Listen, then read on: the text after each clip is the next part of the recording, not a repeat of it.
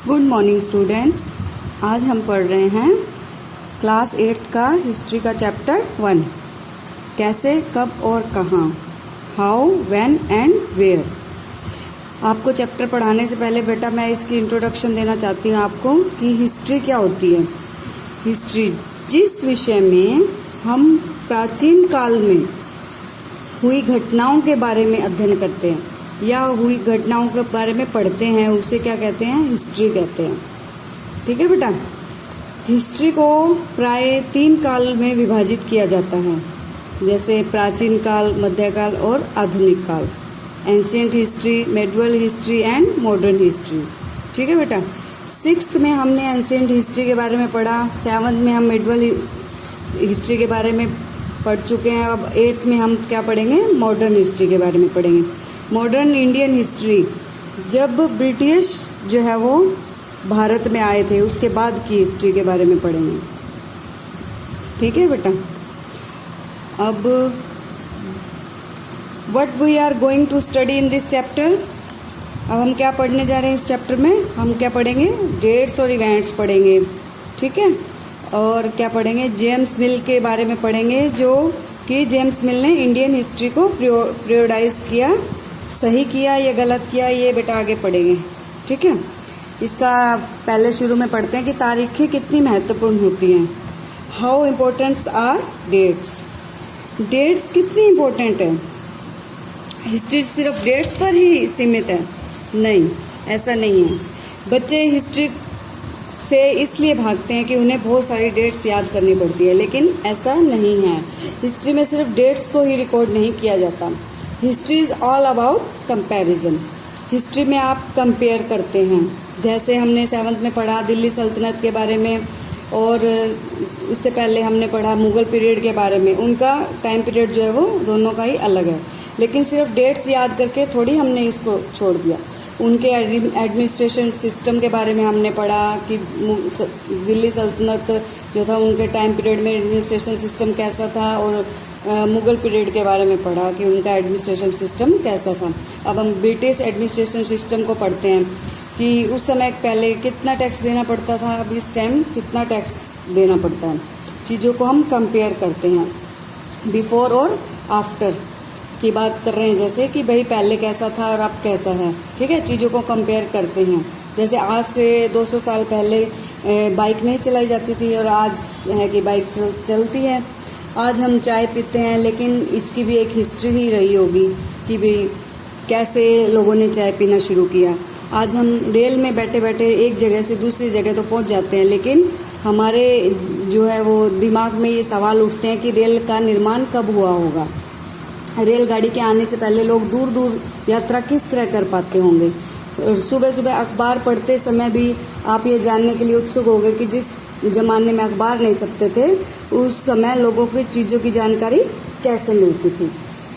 ठीक है।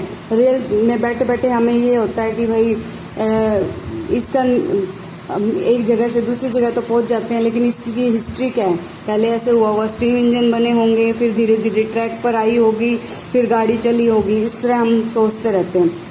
पेपर भी, जैसे पेपर में आजकल हम बुक्स में, नोटबुक्स में हम लिख लेते हैं, लेकिन हमें ये विचार आता है कि पेपर किस तरह बनाया गया, इसकी भी एक हिस्ट्री है। ठीक। हमारी खुद की भी एक हिस्ट्री होती है कि हम बचपन में कैसे थे और अब हम कैसे हैं। हमने महात्मा गांधी जी की हिस्ट्री के बारे में पढ़ा।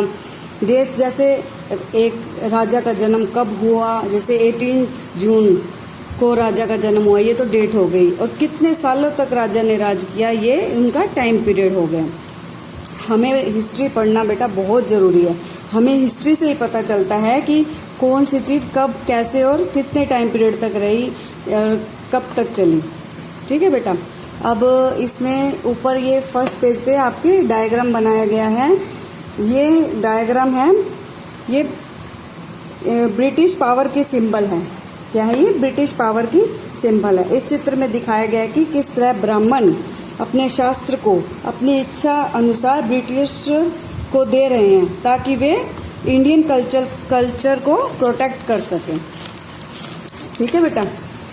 आगे रेनेल ने, इसी में ही नीचे साइड में देखो, रेनेल को रॉबर्ट क्लाइव ने कहा कि एक मैप बनाने की जरूरत है हिंदुस्तान का। रेनेल ने कहा कि हाँ ये तो बहुत जरूरी है मैप बनाना, तो इसी से तो पता चलेगा कि इंडिया किस तरीके से इंडिया को डोमिनेट किया जा सकता है। मैप से ही पता चलेगा कि कौन सा एरिया कहाँ पर है, किस एरिया में नेचुरल रिसोर्सेज हैं। सबसे ज़्यादा सर्वे करने के लिए इस मैप को बनाया गया। टाइम को हम आगे बेटा नेक्स्ट पेज पे चलते हैं। टाइम को हम पर्टिकुलर मंथ या पर्टिकुलर ईयर में नहीं नाप सकते। अब ब्रिटिश शासन की स्थापना के लिए भी एक तिथि नहीं बता सकते, ना ही हम बता सकते हैं कि कब से इकोनॉमिक हमारी चेंज हुई, क्योंकि ये सब एक प्रोसेस है जो कि टाइम लेता है घटित होने में। ठीक है बेटा। लेकिन जो हमारे इतिहासकार हैं उन्होंने डेट्स को इम्पोर्टेंट बना दिया, क्योंकि वो स्पेसिफिक डेट की बात करते हैं कि जैसे एक किंग की बात करते हैं कि कब ये किंग का जन्म हुआ, कब ये मरा, कब इसकी शादी हुई, कब किंग ने किस टाइम कौन सी कब लड़ाई लड़ी। लेकिन जो हमारे इतिहासकार हैं उन्होंने अब उनके जीवन के बारे में लिखना भी शुरू कर दिया, उनकी लाइफ के बारे में, उनके जिंदगी जीने का तरीका क्या था, क्या वो खाते थे, सिटीज कैसे डेवलप हुई और मार्केट्स कैसे ग्रो की, किस तरह फैले और किंगडम्स कैसे बने। ठीक है। नए आइडियाज कैसे आए उनके दिमाग में, कल्चर जो है हमारे कैसे बदले, इसके सब के बारे में जो है वो जो इतिहासकार ने लिखना शुरू कर दिया। अब आगे बेटा ये आपके सेकंड पेज पे जो साइड में एक पैराग्राफ दिया गया है, ये पैराग्राफ है 1922 की एड का। ये लिप्टन टी का एड है। ठीक है। ये जो पिक्चर में दिखाए गए हैं ये रानी विक्टोरिया के थर्ड सन ऑर्थर हैं। इनको एक टाइटल भी मिला था ड्यूक ऑफ कॉर्नॉट का। इस एड से हमें पता चलता है कि दुनिया भर के शाही लोग यही चाय पीते थे। आगे हम बेटा सेकंड जो आगे पैरा है आपका, कौन सी तारीखें, इसके बारे में हम पढ़ेंगे। अब भारत में ब्रिटिश इतिहासकारों ने जो इतिहास लिखे उनमें से हर एक गवर्नर जनरल का शासनकाल महत्वपूर्ण है।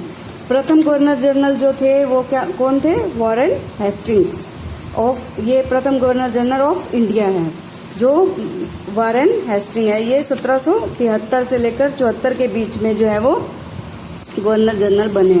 ठीक है। इनका कार्यकाल जो रहा है 1785 तक रहा है। ठीक है। और जो लास्ट वाइसराय हैं लॉर्ड माउंटबेटन, उनके साथ खत्म होता है ये। इनके लिए हमें डेट्स का जानना जरूरी है। अलग अलग अध्यायों में हम दूसरे गवर्नर जनरल के बारे में पढ़ते हैं। ठीक है। जब हम हिस्ट्री लिखते हैं तो उनको चैप्टर्स में क्यों डिवाइड किया जाता है, इसका एक रीजन है। हर चैप्टर्स में क्लियरिटी होती है, एक स्पष्टता होती है। ऐसा नहीं कि एक तरफ हम फर्स्ट गवर्नर जनरल की बात कर रहे हैं, दूसरी तरफ हम थर्ड गवर्नर जनरल की बात कर रहे हैं। इसलिए हमें स्टेप बाय स्टेप चलना पड़ता है। इसलिए चैप्टर में इन्हें डिवाइड करना बहुत जरूरी है। इससे हम एक स्टोरी बना पाएंगे, तभी तो हम एक स्टोरी बना पाएंगे। ऐसा इसलिए किया जाता है ताकि हम अध्याय में कुछ सामंजस्य बना सकें। ठीक है। आगे बेटा हम अवधियां कैसे तय करते हैं इसके बारे में हम नेक्स्ट वीडियो में देखेंगे। ठीक है बेटा।